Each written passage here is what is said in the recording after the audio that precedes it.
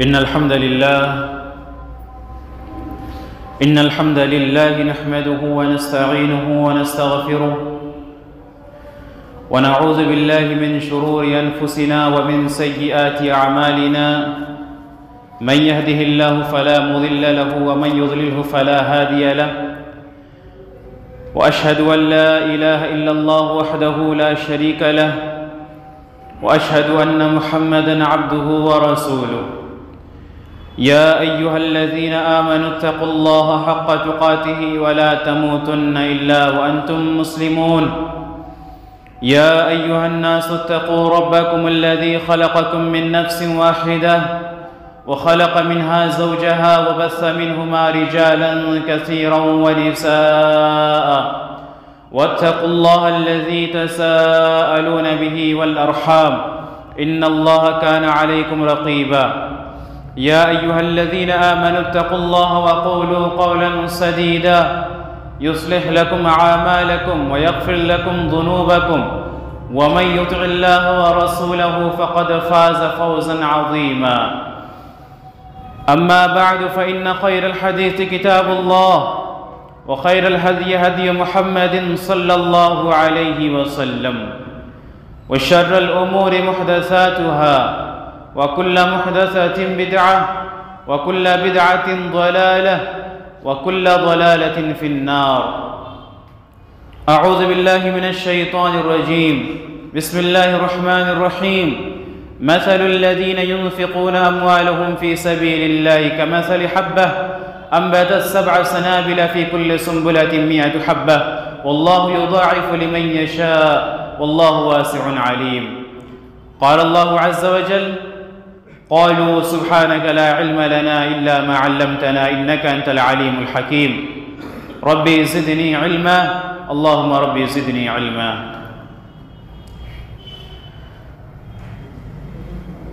سامعین جمعہ، ہر طرح کی تعریف، بڑائی و کبریائی، بزرگی و برتری خالق کائنات مالک ارض و سما کے لیے ہے، جو الہ العالمین رحمان ہے، رحیم ہے، جو ہماری عبادتوں کا تنہا مستحق ہے۔ ہم جس کے سوالی ہیں، جس کے ہم محتاج ہیں، وہ کسی کا محتاج نہیں۔ جو الہ العالمین غنی ہے، فقیر نہیں، جس سے ہم ہدایت کا سوال کرتے ہیں اور اپنی تمام ضروریات کے لیے اسی کے در کا آسرا رکھتے ہیں۔ درود و سلام ہو تمام انبیاء کرام پر، خصوصاً ہمارے آخری نبی جناب محمد مصطفیٰ صلی اللہ علیہ وسلم پر، اللہم صلی وسلم وبارک علیہ۔ اللہ تبارک و تعالی نے ہم انسانوں کے اوپر کئی ساری نعمتیں نازل فرمائی، بے شمار نعمتیں ہیں اللہ کی۔ وَإِن تَعُدُّوا نِعْمَةَ اللَّهِ لَا تُحْصُوهَا، کہ اگر تم اللہ کی نعمتوں کو شمار کرنا چاہو تو ان کو شمار میں نہیں لا سکتے، گن نہیں سکتے۔ ان تمام نعمتوں میں ایک نعمت یہ بھی ہے کہ اللہ تبارک و تعالی کی طرف سے دی گئی مال و دولت۔ نعمت اس حساب سے کہ اگر ہم اس مال اور دولت کو اللہ کے راستے میں خرچ کرتے ہیں، اللہ کی رضامندی کے لیے اسے لگاتے ہیں، تو وہ چیز ہمارے لیے نعمت بن جائے گی، ہمارے لیے رحمت بن جائے گی۔ لیکن اگر ہم مال و دولت کو سمیٹ کر رکھتے ہیں، اسے ان جگہوں پر خرچ نہیں کرتے جہاں اللہ نے خرچ کرنے کا حکم دیا ہے، تو یہ مال و دولت نعمت نہیں، ہمارے لیے وبال جان اور فتنہ بن جائے گی، اور قیامت کے روز اس کے ذریعے سے اللہ تبارک و تعالی ہمیں عذاب سے دوچار کرے گا۔ مال اللہ تبارک و تعالی کا فضل ہے۔ اللہ جسے چاہتا ہے مال و دولت سے نوازتا ہے، جسے چاہتا ہے محروم کر دیتا ہے، جسے چاہتا ہے غنی کرتا ہے، جسے چاہتا ہے محتاج بنا دیتا ہے۔ لیکن ان تمام چیزوں میں اللہ تبارک و تعالیٰ کی ایک مصلحت ہے، اللہ کی حکمت ہے۔ اللہ نے جسے مال و دولت سے نوازا اس کے اوپر یہ احکام عائد کیے کہ ان مال و دولت کو اللہ کے راستے میں غربا، مساکین، فقیر، جو محتاج ہیں، جو بیوہ ہیں، یتیموں کے اوپر خرچ کیا جائے۔ اس طریقے سے مال و دولت کا شکرانہ ہو رہا ہے، اور جسے اللہ تبارک و تعالیٰ نے مال سے محروم رکھا، اللہ نے اسے یہ ہدایت دی کہ وہ کسی کے سامنے بیجا ہاتھ نہ پھیلائے، دست دراز نہ کرے، کسی سے سوال نہ کرے۔ اس سے ان کے اندر تواضع اور انکساری پیدا ہوتی ہے، شکر کرنے کا، صبر کرنے کا ایک جذبہ پیدا ہوتا ہے، اور دونوں کو اللہ تبارک و تعالیٰ اپنے یہاں بلند مقام عطا فرماتا ہے۔ جسے اللہ نے مال دیا اسے بھی، اور جسے اللہ نے محروم کیا اسے بھی۔ اگر کوئی شخص اللہ کے راستے میں مال خرچ کرتا ہے تو اللہ تبارک و تعالیٰ نے اس کی مثال ایسے بیان فرمائی، مثل الذین ينفقون اموالهم فی سبیل اللہ کمثل حبۃ انبتت سبع سنابل، کہ ان لوگوں کی مثال جو ایک دانہ اللہ کے راستے میں خرچ کرتے ہیں، یا ایک پائی اللہ کے راستے میں خرچ کرتے ہیں، اس ایک دانے کی سی ہے جسے زمین میں بویا گیا، اس سے 7 دانے نکلیں، 7 بالیاں نکلی، اور ہر بالی میں 100 دانے ہیں، یعنی 700 گنا تک اللہ تبارک و تعالی ہمارے معمولی رقم کے خرچ کرنے کا اجر و ثواب عطا فرماتا ہے۔ اور یہ 700 گنا تو ہم انسانوں کو سمجھانے کے لیے، ہمیں بتانے کے لیے، ورنہ اللہ تبارک و تعالیٰ نے ارشاد فرمایا واللہ یضاعف لمن یشاء، اور اللہ جسے چاہے اور زیادہ بڑھا دے۔ انسان کے اخلاص و للہیت کو دیکھ کر، اس کے جذبے کو دیکھ کر اللہ تبارک و تعالیٰ 700 گنا سے اور زیادہ بڑھا کے ہمیں دے سکتا ہے۔ اللہ تبارک و تعالیٰ نے قرآن مجید میں ارشاد فرمایا، یہ جو ہم نیکیاں کرتے ہیں اللہ تبارک و تعالیٰ کے لیے، ہم جتنی بھلائیاں کرتے ہیں، جو بھی نیکی کا کام کرتے ہیں، معمولی سے معمولی نیکی بھی، فَمَن يَعْمَلْ مِثْقَالَ ذَرَّةٍ خَيْرًا يَرَهُ، کہ جس نے اللہ کے لیے، یا جس نے ایک ذرہ کے برابر نیکی کی، قیامت کے روز وہ اپنی نیکیوں کو دیکھ لے گا۔ تو میرے محترم بھائیوں، یہ دنیا عمل کا میدان ہے۔ اس دنیا کے اندر ہم بھیجے گئے ہیں کہ اپنے لیے اتنی زیادہ نیکیاں جمع کر لیں جو قیامت کے دن جہنم سے بچنے اور جنت میں داخل ہونے کے لیے کافی ہو جائے۔ تو اگر کسی کے لیے اللہ تبارک و تعالیٰ نے یہ ضمانت دی ہے کہ تم معمولی خرچ کرو اللہ تبارک و تعالیٰ کے راستے میں، اللہ تبارک و تعالیٰ تمہاری جھولیاں بھر دے گا، اتنا زیادہ بھرے گا جس کا حساب تمہارے پاس نہیں، تو یہ بہت ہی سستا سودا ہے ہم انسانوں کے ساتھ۔ وَمَا تُقَدِّمُوا لِأَنفُسِكُم مِّن خَيْرٍ تَجِدُوهُ عِندَ اللَّهِ، کہ تم جو بھی نیکی آگے بھیجو گے، جو بھی نیکیاں کماؤ گے، اللہ تبارک و تعالیٰ کے ہاں کل قیامت کے روز وہ محفوظ ہے، اس کو اپنی نیکیوں کو تم دیکھ لو گے۔ وَخَيْرٌ وَعَظَمُ أَجْرًا، اور یہ نیکیاں بڑی بہترین نیکی ہے، اور اجر کے حساب سے بہت بڑا اجر ہے اس کے اندر۔ اور اللہ تبارک و تعالیٰ نے مال خرچ کرنے والے کو ابھارتے ہوئے ارشاد فرمایا لَن تَنَالُوا الْبِرَّ حَتَّى تُنْفِقُوا مِمَّا تُحِبُّونَ، کہ تم اس وقت تک نیکی کو نہیں پا سکتے جب تک اللہ کے راستے میں اس چیز کو خرچ نہ کر دو جو تمہارے نظر میں سب سے زیادہ محبوب ہے۔ اللہ تبارک و تعالیٰ تمام چیزوں سے باخبر ہے، تمام چیزوں کا جانتا ہے۔ آج ہماری نظر میں سب سے محبوب مال ہے، سب سے محبوب دولت ہے، جسے سمیٹتے ہیں ہم، جسے جمع کرنے کی فراق میں رہتے ہیں، جسے ہم نے اپنی تجوریوں کے اندر بند کیا ہوا ہے۔ اور اللہ تبارک و تعالیٰ نے ایسی چیزوں کے بارے میں ارشاد فرمایا کہ اگر نیکی کو پانا ہے، اللہ کے یہاں اجر و ثواب کو پانا ہے، تو اس مال کو اللہ کے راستے میں خرچ کرنا ہوگا، اللہ کے راستے میں لگانا ہوگا، اللہ کے راستے میں اپنے مال کو لٹانا ہوگا۔ اللہ تبارک و تعالی ہم سے ہمارے تمام مال کا مطالبہ نہیں کرتا۔ اللہ ہم سے یہ نہیں کہتا کہ اپنے ضرورت کے حساب سے رکھ کر باقی بچا ہوا مال اللہ کے راستے میں لگا دو۔ یہ دین اسلام ہے بھائیوں، یہ آسان دین ہے، یہ بہت بہترین دین ہے، یہ مشکل پیدا کرنے والا دین نہیں ہے۔ اللہ تبارک و تعالی ہم سے مطالبہ کرتا ہے کہ ہم اپنے مال کا کچھ حصہ اللہ کے راستے میں لگائیں. ہم پورے مال کو اللہ کے راستے میں نہیں لگائیں. اللہ تبارک و تعالی ہم سے اس بات کا مطالبہ نہیں کر رہا ہے. اگر ہمارے اوپر زکوٰۃ فرض ہوتی ہے تو اللہ نے مطالبہ کیا کہ 2.5% یا 40واں حصہ اللہ کے راستے میں نکال دو اپنے مال کا. یا ہمارے اوپر زکوٰۃ فرض نہیں ہوئی ہے, اللہ نے ہمیں مال و دولت دیا ہے, کچھ دیا ہے, معمولی دیا ہے, جتنا دیا جیسا دیا اس میں سے کچھ بھی اللہ کے راستے میں نکالو, اللہ کے راستے میں خرچ کرو. اللہ تبارک و تعالیٰ نے ارشاد فرمایا وَمَن يُنْفِقْ مَالَهُ فِي سَبِيلِ اللَّهِ فَهُوَ يُخْلِفُهُ کہ جو شخص اللہ کے راستے میں مال خرچ کرتا ہے,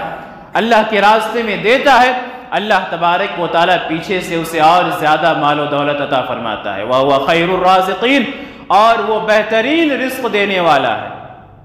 ہمارے اور آپ کے دلوں میں یہ عقیدہ ہے کہ رزق کی تمام چابیاں اللہ تبارک و تعالیٰ کے ہاتھ میں ہیں. اللہ تبارک و تعالیٰ ہی مال و دولت سے نوازنے والا ہے. تو جب اللہ تبارک و تعالیٰ ہی ہم سے اپنے لیے مال کا سوال کرتا ہے یا ہمیں اس بات پر آمادہ کرتا ہے کہ ہم اس کے راستے میں مال کو خرچ کریں, تو پھر ہم اللہ کے دیے ہوئے مال کو اسی کے راستے میں خرچ کرنے سے ہچکچاتے کیوں ہیں؟ اللہ کے نبی صلی اللہ علیہ وسلم نے ارشاد فرمایا کہ انفق یقول اللہ عز وجل انفق انفق علیک کہ اللہ تبارک و تعالیٰ کہتا ہے کہ اے میرے بندے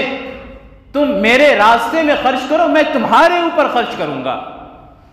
اللہ کے راستے میں ہم کتنا خرچ کر سکتے ہیں؟ اپنی استطاعت بھر, اپنی طاقت بھر, معمولی سا مال. لیکن جب اللہ تبارک و تعالی ہمارے اوپر خرچ کرنے پر آ جائے تو قرآن مجید کی اس آیت کی روشنی میں اللہ اس معمولی مال کے اجر و ثواب کے صورت میں 700 گنا سے بڑھا کر کتنا زیادہ دے دے, وہ اللہ تبارک و تعالی ہی بہتر جانتا ہے. انفق تم خرچ کرو اللہ کے راستے میں, اللہ کی رضامندی کے لیے. انفق علیک میں تمہارے اوپر خرچ کروں گا. اور اللہ کے نبی صلی اللہ علیہ وسلم نے ارشاد فرمایا ما من یوم یصبح العباد فیہ الا وملکان ینزلان کہ ہر صبح 2 فرشتے زمین پر نازل ہوتے ہیں. یقول احدہما اللہم اعطی منفقا خلفا ویقول الآخر اللہم اعطی ممسکا تلفا. ان میں سے ایک فرشتہ کہتا ہے کہ اے الہ العالمین تو تیرے راستے میں خرچ کرنے والوں کے مال میں اور مزید عطا فرما. ایک دوسرا فرشتہ کہتا ہے کہ الہ العالمین تیرے راستے میں نہ خرچ کرنے والوں کے مال کو تو کم کر دے, ان کے مال کو تو تباہ و برباد کر دے. تو میرے بھائیوں, صبح کے وقت خرچ کرنے کے بارے میں ائمہ کہتے ہیں کہ بہترین صدقات میں سے یہ ہے کہ انسان صبح کے وقت خرچ کرے, کیونکہ اس وقت خرچ کرنے سے انسان فرشتوں کی دعا کا مستحق بن جاتا ہے. جو فرشتہ اس کے لیے دعا کر رہا ہے کہ اللہ تیرے راستے میں خرچ کرنے والے کو تو مزید عطا فرما. اور دعا کے بارے میں یہ ہمیں معلوم ہے دعا کے سلسلے میں کہ اللہ تبارک و تعالیٰ اپنے نیک بندوں کی دعاؤں کو قبول کرتا ہے. اللہ اپنے نیک بندوں کی دعاؤں کو ٹھکراتا نہیں ہے, انہیں قبولیت کا درجہ عطا فرماتا ہے. اور یہ دعا تو فرشتے کر رہے ہیں جنہیں اللہ نے صرف اپنی عبادت پر معمور کیا ہوا ہے, جو اللہ کی نافرمانی نہیں کرتے ہیں,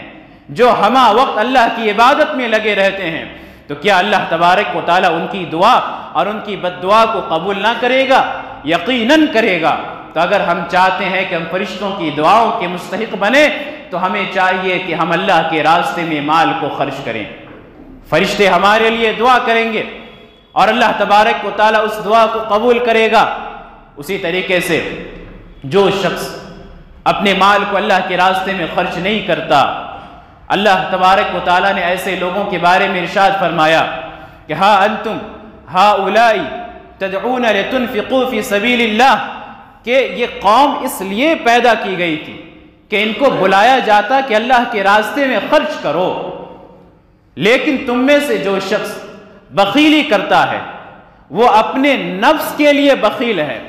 اللہ کو اس سے کوئی نقصان نہیں پہنچنے والا ہے, یا معاشرے میں رہنے والے فقراء اور مساکین کو اس سے کوئی نقصان نہیں پہنچنے والا ہے. اللہ نے جب معاشرے میں فقیروں کو اور مسکینوں کو بنایا ہے تو اللہ نے ان کے کھانے پینے کا بھی انتظام کیا ہوا ہے۔ یہ الگ بات ہے کہ آپ خرچ نہیں کرتے، اللہ نے آپ کو توفیق نہیں دی ہے، آپ اپنی جیب سے نہیں نکالتے، اللہ تبارک و تعالیٰ نہیں چاہ رہا ہے کہ آپ نکالیں، آپ نہیں چاہ رہا ہے کہ آپ کے درجات بلند ہو، نہیں چاہ رہا ہے کہ آپ کے گناہوں کو مٹایا جائے، ختم کیا جائے۔ اللہ تبارک و تعالیٰ کو ہم عاجز کرنے والے نہیں ہیں، اللہ تبارک و تعالیٰ فقیر نہیں، واللہ هو الغنی وانتم الفقراء۔ اللہ تبارک و تعالیٰ تو غنی ہے، اللہ تبارک و تعالیٰ مالدار ہے، اللہ تبارک و تعالیٰ کے ہم بندے، ہم فقیر ہیں، ہم محتاج ہیں، اللہ تبارک و تعالیٰ کے ہم محتاج ہیں، اللہ تبارک و تعالیٰ کسی کا محتاج نہیں۔ تو یہ سوچنا کہ ہم اللہ کے راستے میں خرچ کریں گے تو ہمارا مال کم پڑ جائے گا، یہ ایک شیطانی سوچ ہے جو شیطان ہمارے دلوں کے اندر ڈالتا ہے، ہمارے ذہن میں ڈالتا ہے۔ بظاہر تو لگتا ہے کہ تعداد کم ہو رہی ہے، 10,000 سے آپ 1,000 خرچ کر دیں تو تعداد بظاہر لگتا ہے کم ہو گئی ہے، 9,000 ہو گیا ہے، لیکن اللہ کے نبی صلی اللہ علیہ وسلم کا یہ وعدہ کہ ما نقص صدقۃ من مال، کہ صدقہ سے انسان کے مال میں کمی واقع نہیں ہوتی ہے، یہ بالکل برحق اور سچا وعدہ ہے۔ ہمارے اوپر اس وعدے پر ایمان ہے، ہمارے دل میں اس وعدے کی تصدیق ہے، لہذا صدقہ کرنے سے، اللہ کے راستے میں خرچ کرنے سے اللہ تبارک و تعالیٰ مال کو کم نہیں ہونے دیتا ہے، دوسرے ذریعے سے مال کے اضافے کا سبب بنتا ہے۔ یا آپ کا کوئی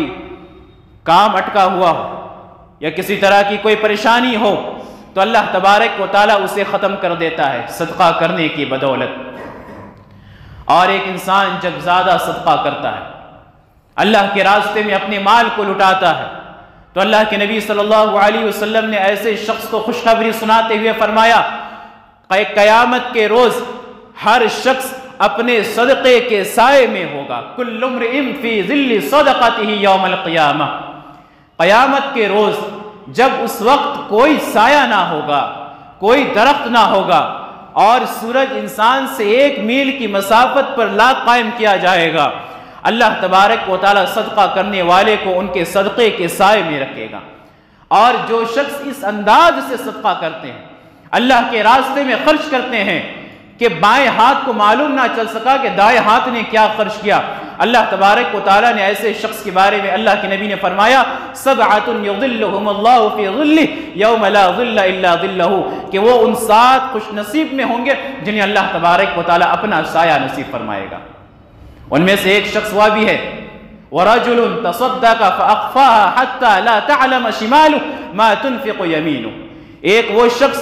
جس نے اتنی پوشیدگی کے ساتھ صدقہ کیا کہ اس کے بائیں ہاتھ کو معلوم نہ چل سکا کہ اس کے دائیں ہاتھ نے کیا صدقہ کیا ہے،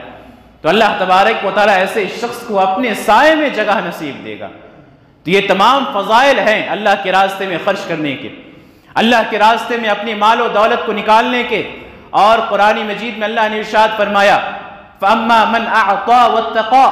کہ جس نے اللہ کے راستے میں دیا، خرچ کیا، تقوی اختیار کیا، وَصَدَّقَ بِالْحُسْنَى، اور بھلی باتوں کی تصدیق کی، فَسَنُيَسِّرُهُ لِلْيُسْرَى، ہم اس کے معاملات کو آسان کر دیں گے۔ معاملہ پھنسا ہوا ہے، صدقہ کرنے کے عوض اللہ تبارک و تعالیٰ ایسے شخص کے معاملات کو آسان کر دے گا، ایسے شخص کے معاملات کو حل کر دے گا۔ وَأَمَّا مَنْ بَخِلَ وَاسْتَغْنَى، اور جس نے بخل کیا، بخیلی کا اظہار کیا، اپنے ہاتھ کو روکے رکھا اللہ کے راستے میں دینے سے، اور استغنا کا اظہار کیا، وَكَذَّبَ بِالْحُسْنَى، اور بھلی باتوں کی اس نے تکذیب کی، فَسَنُيَسِّرُهُ لِلْعُسْرَى، ہم اس کے معاملات کو مشکل بنا دیں گے، اس کے معاملات کو اس کے اوپر سخت بنا دیں گے۔ وَمَا يُغْنِي عَنْهُ مَالُهُ إِذَا تَرَدَّى، اور جب کل قیامت کے روز یہ شخص جہنم میں داخل ہو رہا ہوگا، جہنم کے اندر گر رہا ہوگا، تو یہ مال اسے جہنم کی عذاب سے نہیں بچا سکتی۔ تو یہ تمام فضائل ہے اللہ کے راستے میں صدقہ کرنے سے۔ اور اے قبر کے عذاب اور اجر و ثواب پر ایمان رکھنے والی قوم، میدان محشر پر ایمان رکھنے والی قوم، اللہ تبارک و تعالیٰ نے، اللہ کے نبی صلی اللہ علیہ وسلم نے تو یہاں تک بشارت سنائی ہے کہ صدقہ کرنے کے عوض اللہ تبارک و تعالیٰ قبر کی حرارت کو ہمارے لیے کم کر دے گا، اور جو صدقہ کرتا ہے قیامت کے روز اس کے اوپر صدقہ سائے کی شکل میں تو ضرور قائم کیا جائے گا۔ تو ہمیں چاہیے کہ ہم اس سائے کو کتنا گہرا بنانا چاہتے ہیں۔ ہم قیامت کے روز جب ہر انسان اپنے اعمال کے بنسبت گھٹنوں تک، ٹخنوں تک یا کمر تک یا بعض مکمل پسینے میں شرابور ہوں گے، پسینے سے ڈوبے ہوئے ہوں گے، تو ہم اپنے صدقے کے بدلے ہم کتنا زیادہ اور کتنا کثیف سایہ اپنے اوپر قائم کرنا چاہتے ہیں۔ یہ آج ہمارے اختیار میں ہے، اس دنیا کے اندر ہمارے بس میں ہے کہ ہم جتنا زیادہ صدقہ کریں گے اللہ تبارک و تعالیٰ اتنی زیادہ فضیلتیں ہمیں عطا فرمائے گا۔ اللہ کے نبی صلی اللہ علیہ وسلم کی اتنی زیادہ بشارتیں ہمارے لیے ہیں صدقہ کرنے والوں کے لیے۔ تو اپنے مال کو اللہ کے راستے میں صدقہ کریں، اللہ کے راستے میں نکالیں، اللہ کے راستے میں نکالنے سے ہچکچائے نہیں۔ صحابہ کرام کے طرز کو اپنائیں، صحابہ کرام کے منہج کو اپنائیں کہ ابو بکر صدیق رضی اللہ تعالیٰ عنہ کو جب پتہ چلا کہ اللہ کے نبی صلی اللہ علیہ وسلم نے صدقہ کا حکم دیا تو آپ نے اپنے گھر کا سارا مال لا کر اللہ کے نبی کے قدموں میں رکھ دیا۔ اللہ تبارک و تعالی ہم سے ہمارے گھر کا سارا مال نہیں مانگتا، اگر مانگ لیتا تو کیا پتہ ہم اس کی استطاعت رکھتے ہیں یا نہیں رکھتے، وہ اللہ بہتر جانتا ہے۔ حضرت عمر فاروق نے اپنے گھر کا آدھا سامان اللہ کے نبی کی خدمت میں لا کر رکھ دیا۔ اللہ تبارک و تعالی ہم سے معمولی مانگتا ہے، کچھ مانگتا ہے، ذرا سی مانگتا ہے کہ اللہ کے راستے میں نکالو۔ کہاں نکالا جائے؟ اپنے مال کو کہاں خرچ کیا جائے؟ اپنے مال کو خرچ کرنے کا سب سے بڑا مصرف مساجد ہے۔ اللہ تبارک و تعالی نے ارشاد فرمایا انما یعمر مساجد اللہ من آمن باللہ والیوم الآخر واقام الصلاة وآت الزکاة ولم یخش الا اللہ، کہ مسجدوں کو تعمیر کرنے والے وہی شخص ہو سکتے ہیں، مسجدوں کو آباد کرنے والے وہی شخص ہو سکتے ہیں جو اللہ پر اور یوم آخرت پر ایمان رکھتے ہیں۔ اور مسجدیں آباد دو طریقے سے ہوتی ہیں، ایک مسجدوں کے اندر پابندی کے ساتھ نمازیں ادا کر کے، مسجدوں میں دروس اور حلقات لگا کر کے، تلاوت قرآن کے ذریعہ، ذکر و اذکار کے ذریعہ، اور دوسری مسجد کے آباد کہ مسجد کے انتظام و انصرام کا خیال رکھا جائے، مسجد میں پڑھنے والی ضروریات کا خیال رکھا جائے۔ اللہ کے نبی صلی اللہ علیہ وسلم نے ارشاد فرمایا من بنا للہ مسجدا کمفحص قطعۃ بنى اللہ لہ بیتا فی الجنہ، کہ جس نے اللہ کے لیے پرندے کے گھونسلے کے مانند مسجد تعمیر کی۔ پرندے کے گھونسلے کے مانند مسجد نہیں بنتی ہے، مراد یہ ہے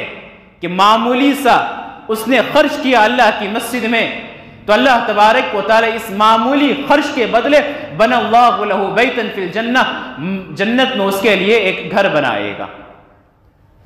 الحمدللہ یہ مسجد ہمارے سامنے تیار ہے، اس میں کچھ کرنے کی ضرورت نہیں ہے، لیکن اس کے انتظام و انصرام کو دیکھنے کی ضرورت ہے۔ اس کے اندر جو کمیاں واقع ہیں اس کمی کو پوری کرنے کی ضرورت ہے۔ تو ہمیں چاہیے کہ ہم مسجدوں میں اللہ تبارک و تعالیٰ کا دیا ہوا مال خرچ کریں،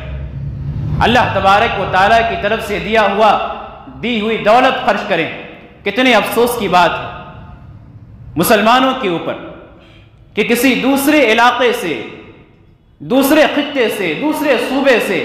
ایک شخص آتا ہے اور اللہ تبارک و تعالیٰ کے نام سے، مسجد اور مدرسے کے نام سے تعاون لے کر چلا جاتا ہے۔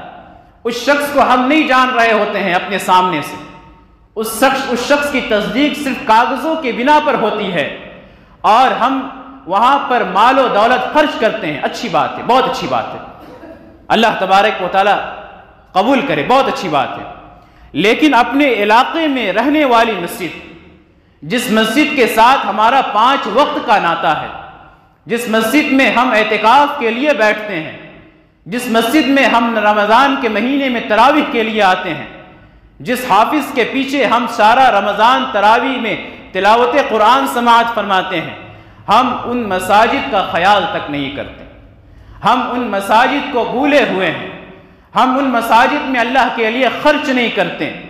تو یہ چیز ہمارے اندر پیدا ہونے کی ضرورت ہے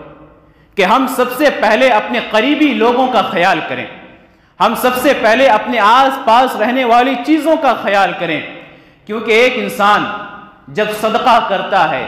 تو صرف صدقے کا ثواب اسے لکھا جاتا ہے، لیکن ایک انسان اگر اپنے رشتہ داروں پر صدقہ کرتا ہے تو اللہ تبارک و تعالیٰ اس کے لیے صدقے کا ثواب اور رشتہ داری جوڑنے کا ثواب لکھ دیتا ہے۔ اور جب ہمارے معاشرے میں رہنے والے فقراء اور مساکین ہیں، جب ہم انہیں دیں گے تو ان کا دل آپ کے تعلق سے بڑا ہوگا، ان کے دل سے آپ کے لیے دعائیں نکلیں گی، آپ کا اور ان کے ساتھ تعلق بہترین ہوگا، اور اس طریقے سے وہ اپنی تنگ دستی سے باہر آ سکیں گے۔ تو ہمیں چاہیے کہ ہم سب سے پہلے اپنے آس پاس رہنے والے لوگوں کا خیال کریں، ہمارے علاقے میں جو مسجدیں ہیں ان مسجدوں کا خیال کریں، مسجد میں رہنے والے مؤذن و حفاظ کا خیال کریں۔ اس کے بعد اگر ہمارے پاس اللہ نے مزید عطا فرمایا ہے تو ہم قریب سے قریب تر لوگوں کا خیال کریں، اور اللہ نے دیا ہے تو پھر ہم اور زیادہ اپنے شہر سے باہر نکلیں، اپنے ملک سے باہر نکل کے اللہ کے راستے میں خرچ کریں۔ اللہ کے نبی صلی اللہ علیہ وسلم کی زندگی سے ہمیں کیا سبق ملتا ہے؟ آپ صلی اللہ علیہ وسلم کو جب تبلیغ کی دعوت دی گئی، آپ کو جب ڈرانے کا حکم دیا گیا تو اللہ کے نبی کو یہ کہا گیا وَأَنذِرْ عَشِيرَتَكَ الْأَقْرَبِينَ، اور پڑوسیوں کے بارے میں اللہ کے نبی صلی اللہ علیہ وسلم نے یہاں تک کہہ دیا کہ مَا زَالَ جِبْرِيلُ يُوصِينِي بِالْجَارِ حَتَّى ظَنَنْتُ أَنَّهُ سَيُوَرِّثُهُ، کہ میرے پڑوسی کے بارے میں جبریل علیہ السلام نے اتنی زیادہ وصیتیں کی، یہاں تک کہ میں نے گمان کیا کہ شاید وہ اسے میرا وارث نہ بنا دے۔ تو یہ تمام واقعات اور یہ تمام نصوص اس بات پر دلالت کرتی ہیں کہ جس طریقے سے ہم دعوت و تبلیغ میں اپنے گھر والوں کی طرف سے شروعات کریں گے، اس کے بعد اپنے رشتہ داروں میں بڑھیں گے، اپنے اعزا و اقارب میں بڑھیں گے، اپنے محلے والوں میں بڑھیں گے، اسی طریقے سے خرچ کرنے میں اور بہترین صدقہ میں یہ ہے کہ سب سے پہلے ہم اپنے رشتہ داروں کے اندر فقراء اور مساکین کو تلاش کریں، صلہ رحمی کریں۔ لیکن معاملہ یہاں کچھ اور ہی ہوتا ہے۔ اللہ کے نبی صلی اللہ علیہ وسلم کی طرف سے دی گئی یہ بشارتیں کہ ایک انسان جب اپنے رشتہ دار پر خرچ کرتا ہے تو اس کے لیے دوہرا اجر ہے، غیر پر خرچ کرنے سے۔ کسی دوسرے پر ہم نے خرچ کیا، الصدقۃ علی المسکین صدقہ، مسکین پر صدقہ کرنا ایک صدقہ ہے، والصدقۃ علی ذی رحم الکاشف صدقتان، اور کسی کاشف رشتہ دار پر، کاشف کہتے ہیں اس رشتہ دار کو جس کے دل میں آپ کے خلاف نفرت ہے، یا آپ جانتے ہیں کہ وہ ہمارے دل میں نفرت رکھتا ہے، یا دونوں کے درمیان معاملہ درست نہیں ہے، دونوں کے درمیان معاملہ خراب ہے، جھگڑا والا معاملہ ہے، تو اگر کسی نے کاشف رشتہ داروں پر خرچ کیا تو اللہ کے نبی صلی اللہ علیہ وسلم نے ایسے لوگوں کے لیے دوہرے اجر کی بشارت سنائی۔ ایک تو اس سے صدقے کا معاملہ ہوتا ہے، اور دوسرا اس سے رشتہ داریاں بنتی ہیں، تعلقات استوار ہوتے ہیں۔ آج ہم میں سے ہر شخص اپنی رشتہ داری کو خراب کر بیٹھا ہے، ہم میں سے ہر شخص نے اپنی رشتہ داری کو توڑ بیٹھا ہے، ہر شخص کی رشتہ داریوں کے اندر کچھ نہ کچھ خلل آپ کو ضرور دیکھنے کو ملیں گی۔ ایک دوسرے کو دیکھنے نہیں مانگتے، ایک دوسرے کی ترقی سے حسد کرتے ہیں، ایک دوسرے کی ترقی کے خواہاں نہیں ہیں، متمنی نہیں ہیں۔ ایسے وقت میں جب ہم ایک دوسرے کو مل کر اور ایک دوسرے کے ساتھ خرچ کرتے ہیں تو اللہ تبارک و تعالی ہمارے اوپر دوہرا اجر ڈالتا ہے، دوہرا اجر ہمارے لیے لکھتا ہے۔ تو میرے مسلمان بھائی، ہمیں چاہیے کہ ہم اللہ کے راستے میں صدقہ کریں، اللہ کے راستے میں خرچ کریں، اور اگر ہمارے رشتہ دار تنگ دست ہیں، فقراء ہیں، مساکین ہیں، تو ہم اپنے خرچ میں ان کا بھی حصہ نکالیں، ہم اپنے صدقات میں ان کا بھی حصہ نکالیں۔ تو یہ پہلا مصرف ہے کہ مساجد میں اللہ کے لیے خرچ کیا جائے، مسجد کے انتظام و انصرام کے لیے خرچ کیا جائے، مسجدوں کو تنہا نہ چھوڑی جائے۔ اسی طریقے سے اگر اپنے مال کو خرچ کرنے کی بات آئی ہے تو اللہ کے نبی صلی اللہ علیہ وسلم نے ارشاد فرمایا اذا مات الانسان انقطع عنه عمله، کہ جب انسان مر جاتا ہے تو اس کے تمام عمل کا سلسلہ منقطع ہو جاتا ہے سوائے تین چیزوں کے۔ ان تین چیزوں میں ایک صدقہ جاریہ ہے، کہ وہ صدقہ جاریہ جو اس نے اپنی زندگی میں کیا ہے وہ صدقہ جاریہ باقی رہتا ہے اس کے مرنے کے بعد۔ یہ کیا بہترین ڈیل ہے جو ہم اللہ تبارک و تعالیٰ سے کر رہے ہیں۔ ہم مر جائیں گے، یہ دنیا والے کیا انشورنس کروائیں گے؟ مرنے کے بعد آپ کے خاندان والوں کو اتنا ملے گا۔ ہمارا یقین اللہ تبارک و تعالیٰ پر ہے، یہ اللہ نے بہترین تجارت ہمارے ساتھ کی کہ ایک صدقہ جاریہ کر دو، تم مر جاؤ گے، تمہارے عمل کا سلسلہ منقطع نہیں ہوگا، جب تک اس صدقہ جاریہ سے لوگ فائدہ اٹھاتے رہیں گے تمہارے کھاتے میں نیکیاں لکھی جاتی رہیں گی۔ صدقہ جاریہ کیا ہے؟ کسی کے پینے کا انتظام ہم نے کروا دیا، کسی کے کھانے کا انتظام ہم نے کروا دیا، مساجد میں ہم نے حلقے لگوا دیے، کسی طالب علم کی ہم نے کفالت لے لی، مساجد میں ہم نے مصحف رکھوا دیے، یا جتنے بھی نیک عمل ہیں جو صدقہ جاریہ کے ضمن میں آ سکتے ہیں، ان تمام چیزوں میں ہم نے کچھ تعاون کیا تو اللہ تبارک و تعالیٰ کی طرف سے برابر ہمارے لیے نیکیاں لکھی جاتی رہیں گے۔ تو یہ تمام مواقع ہیں خرچ کرنے کے، یہ تمام خرچ کرنے کی جگہ ہیں کہ ہمیں اللہ کے واسطے ان جگہوں پر خرچ کرنا چاہیے کہ جہاں ہمارے لیے خرچ کرنے کا ثواب تو ملتا ہی ہے لیکن مزید اللہ تبارک و تعالیٰ ہمیں عطا فرماتا ہے۔ اسی طریقے سے اگر معاشرے کے اندر کوئی یتیم ہو، بیوہ ہو، مسکین ہو تو ہمیں چاہیے کہ ہم ان کی خبرگیری کریں۔ اللہ کے نبی صلی اللہ علیہ وسلم نے ارشاد فرمایا انا وکافر الیتیم فی الجنۃ ھکذا، یعنی یہ شبابہ کی انگلی، شہادت کی انگلی اور یہ وسطیٰ کی انگلی بیان کر کے ملا کر اللہ کے نبی نے کہا کہ میں اور یتیموں کی کفالت کرنے والے جنت میں اس طریقے سے ہوں گے، اور بیواؤں اور مسکینوں کی خبرگیری کرنے والوں کے تعلق سے اللہ کے نبی صلی اللہ علیہ وسلم نے ارشاد فرمایا کہ جو شخص ارملہ پر، بیوہ عورتوں کے اوپر خرچ کرتا ہے، مسکینوں پر خرچ کرتا ہے، کل مجاہد فی سبیل اللہ کے راستے میں جہاد کرنے والوں کے برابر، یا ان لوگوں کے برابر یصوم فی النہار و یقوم باللیل، جو دن میں روزہ رکھتے ہیں اور رات میں قیام کرتے ہیں۔ اتنا عظیم اجر اللہ تبارک و تعالیٰ کی طرف سے دیا جا رہا ہے ہمیں۔ اب یہ بہت ہی وہ گھاٹے والا انسان ہے، خسارہ اٹھانے والا انسان ہے جو اللہ کی طرف سے دیا گیا اس گارنٹی کو اور اس اجر کو، اس اجر عظیم کو ٹھکرا دے۔ تو اللہ کے لیے خرچ کریں، اللہ کے واسطے خرچ کریں، اپنے آس پاس کے لوگوں کا خیال رکھیں۔ آپ کے محلے میں، آپ کے علاقے میں اگر کوئی مسکین ہے، کوئی بیوہ ہے، کوئی یتیم ہے، کسی کی حالت درست نہیں ہے، آپ کو لگتا ہے کہ وہ شخص جائز مقروض ہے، اس وہ قرض تلے دبا ہوا ہے، تو آپ ایسے لوگوں کے اوپر خرچ کریں،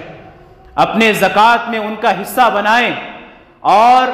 اللہ کے نبی صلی اللہ علیہ وسلم پر یہ آیت کریمہ نازل ہوئی کہ جب مسلمان اپنی زکوٰۃ کی رقم نکالا کریں تو وہ اپنی زکوٰۃ کی رقم کن لوگوں کو دیں؟ انما الصدقات للفقراء والمساکین۔ آج معاشرے کے اندر ہم میں سے اکثریت، یہ جو مڈل کلاس کے لوگ ہیں، جو حقیقی معنوں میں مسکین بھی ہیں، وہ بھی زکوٰۃ کو لینے میں ہچکچاتے ہیں، زکوٰۃ کو لینے میں شرماتے ہیں۔ حالانکہ اللہ تبارک و تعالیٰ نے مسکین کے لیے بھی زکوٰۃ کا آپشن رکھا ہوا ہے کہ وہ زکوٰۃ کی رقم لے سکتے ہیں،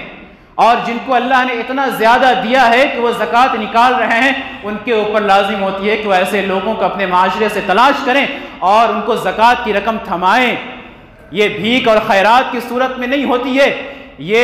آپ کے اوپر ایک ذمہ داری ہے، آپ کے اوپر ایک حق ہے جو اللہ تبارک و تعالیٰ نے نافذ کیا ہے۔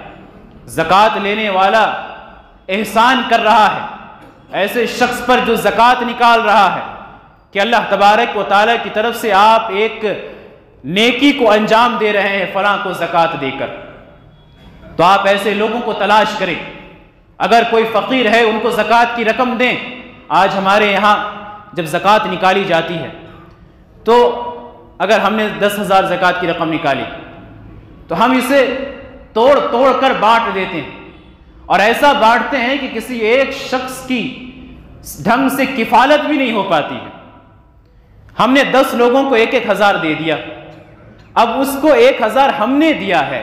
اب کیا پتہ دوسرا، تیسرا، چوتھا، پانچواں اسے دے یا نہ دے، یا اسی 1,000 کے اوپر اس کی زندگی رہے، اس کا کھانا پینا اسی 1,000 پر ہو۔ تو کسی ایسے انسان کو تلاش کریں اپنے معاشرے کے اندر، آپ تلاش کریں گے آپ کو ملیں گے لوگ جو حقیقی معنوں میں مسکین ہوں گے، حقیقی معنوں میں فقیر ہوں گے، آپ اپنی زکوٰۃ کی رقم انہیں دیں، ان کی زندگی کو سنوار دیں، ان کی زندگی کو بنا دیں۔ آج ہم میں بہت سارے مڈل کلاس کے لوگ جو مسکین، حقیقی معنوں میں مسکین رہتے ہیں، زکوٰۃ لینے میں ہچکچاتے ہیں کہ نہیں یہ زکوٰۃ ہم کیسے لیں گے، یہ تو فقیروں کا حق ہے۔ بھائی یہ 8 مصارف اللہ نے بیان فرمائے زکوٰۃ کے، فقیر اور مسکین کے علاوہ اس میں بھی بہت سارے مصارف ہیں۔ تو اگر حقیقی معنوں میں کوئی شخص مسکین ہے، کسی کی تجارت نہیں چل رہی تھی، وہ مقروض ہو گیا، جائز مقروض ہوا، ناجائز نہیں، حلال تجارت تھی، جائز طریقے سے اسے گھاٹا ہو گیا، وہ قرض تلے ڈوبا ہوا ہے، تو ایسا شخص بالکل زکوٰۃ لے سکتا ہے، اسے زکوٰۃ دی جا سکتی ہے۔ کوئی مسکین ہے زکوٰۃ لے سکتا ہے، لیکن یہ نہ ہو کر ہم کیا کرتے ہیں، لون کے چکر میں پڑ جاتے ہیں کہ ہم کیسے زکوٰۃ لیں گے، لون کے چکر میں پڑ جاتے ہیں، سود کے چکر میں پڑ جاتے ہیں۔ ایسے مقروض سود کے چکر میں پڑ کے ایک وہ چیز جو اللہ تبارک و تعالیٰ انہیں دے رہا ہے وہ قبول نہیں کرتے، لیکن جس سے اللہ تبارک و تعالیٰ منع کر رہا ہے اس کی طرف ہاتھ ڈالتے ہیں۔ تو اپنے معاشرے میں تلاش کیجیے،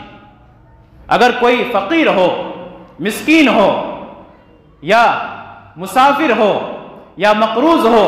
تو ایسے لوگوں کو اپنے زکوٰۃ کی رقم دیجیے، اتنا دیجیے کہ آپ کو لگ رہا ہے کہ وہ اس شخص کی ضرورتیں پوری ہو جائیں گی۔ یہ سوچ ختم کیجیے کہ 10 جگہوں پر 10 حصہ کر کے ہم زکوٰۃ کی رقم خرچ کریں گے، یا آپ مدرسے میں کسی بچے کی کفالت کر لیجیے جو مسکین ہے، کیونکہ طالب علم کی کفالت کرنا ویسا ہی ہے جیسا انسان اللہ کے راستے میں علم کے لیے نکلتا ہے۔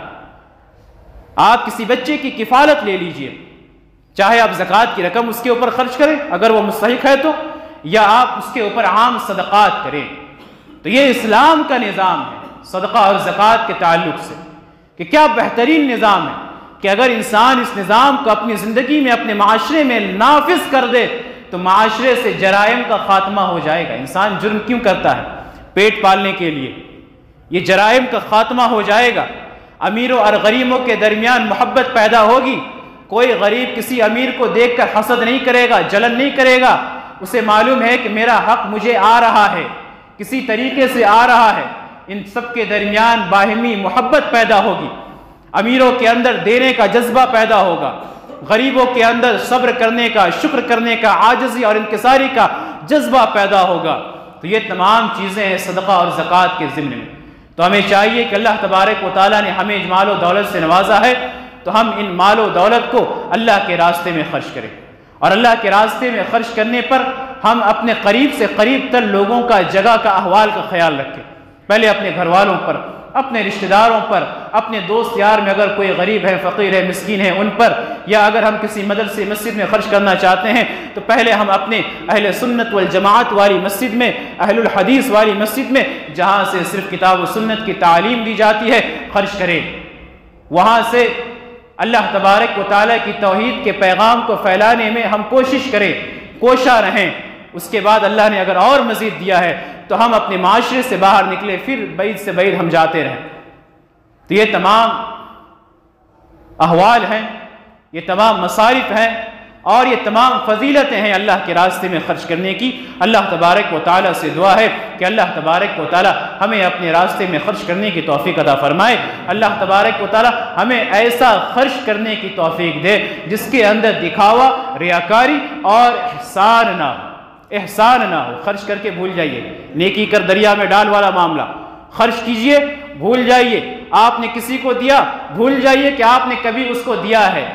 آپ کے نفس کے علاوہ کسی کو معلوم تک نہ ہونا چاہیے کہ آپ نے کسی کو دیا ہے۔ اللہ تبارک و تعالیٰ ارشاد فرماتا ہے، یا ایھا الذین آمنوا لا تبطلوا صدقاتکم بالمن والعذاب،